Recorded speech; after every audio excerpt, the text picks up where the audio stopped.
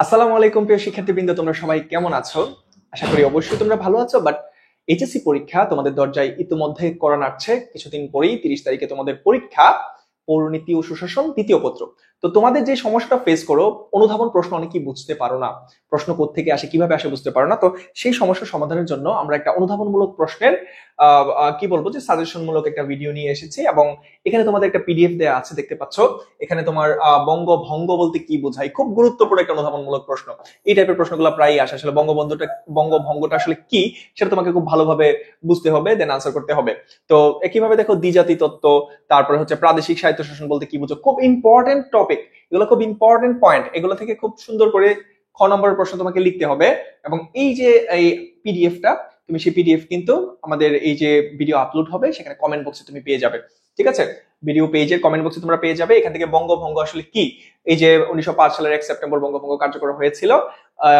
বাংলা যে প্রদেশটা ছিল সেটাকে দুই ভাগ করা হয়েছিল, পূর্ববঙ্গ ও আসাম, আরেকটা ছিল পশ্চিমবঙ্গ। পূর্ববঙ্গের রাজধানী ছিল কলকাতা, পশ্চিমবঙ্গের রাজধানী ছিল, পূর্ববঙ্গের রাজধানী ছিল কোথায়, ঢাকায়, এবং পশ্চিমবঙ্গের রাজধানী ছিল হচ্ছে কলকাতায়।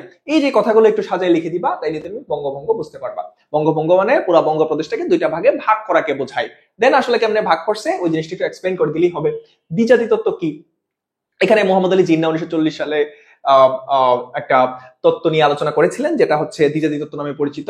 মানে এই ভারতীয় উপমহাদেশে মেইনলি দুইটা জাতি আছে, উনি এটা বোঝাতে চেয়েছেন ব্রিটিশদেরকে, যে একটা মুসলমান আর একটা হিন্দু। তো হিন্দু এবং মুসলমান ধর্মের ভিত্তিতে আলাদা করে দুইটা রাষ্ট্র গঠন করা উচিত। হিন্দু এবং মুসলমানদেরকে ধর্মের ভিত্তিতে আলাদা দুইটা রাষ্ট্র গঠন করা উচিত। এবং এই যে এই ধারণাটা, সেটাকে আসলে দ্বিজাতি তত্ত্ব বলা হচ্ছে, এবং এই দ্বিজাতি তত্ত্বের প্রবক্তা ছিলেন মোহাম্মদ আলী জিন্নাহ। তো এইরকম প্রশ্ন দেখো, প্রাদেশিক স্বায়ত্তশাসন।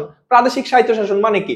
তুমি ধরো ভারতীয় উপমহাদেশে আগে অনেকগুলো প্রদেশ ছিল, এখনো তো ভারতের প্রদেশ আছে, যেমন কলকাতা, গুজরাট, দিল্লি, চেন্নাই। তো প্রত্যেকটা প্রদেশে কি আছে দেখবা যে স্বায়ত্তশাসন আছে। প্রত্যেকটা প্রদেশে একজন করে মুখ্যমন্ত্রী থাকে, মানে ওই প্রদেশটা সে তার নিজের মতো করে শাসন করবে। কেন্দ্র থেকে কেউ তাকে প্রেসারাইজ করতে পারবে না বা বল প্রয়োগ করতে পারবে না। একইভাবে ব্রিটিশ ঔপনিবেশিক সময়েও ব্রিটিশ সরকার যেন সরাসরি প্রদেশগুলোতে কোনো দায়িত্ব চাপাই দিতে না পারে বা কোনো চাপ প্রয়োগ করতে না পারে, এই জন্য তারা প্রাদেশিক স্বায়ত্তশাসন চেয়েছিল। তো প্রাদেশিক স্বায়ত্তশাসন হচ্ছে প্রত্যেকটা প্রদেশের যে কার্যক্রম আছে সেই প্রদেশের সরকারই কি করবে, সেটা পরিচালনা করবে।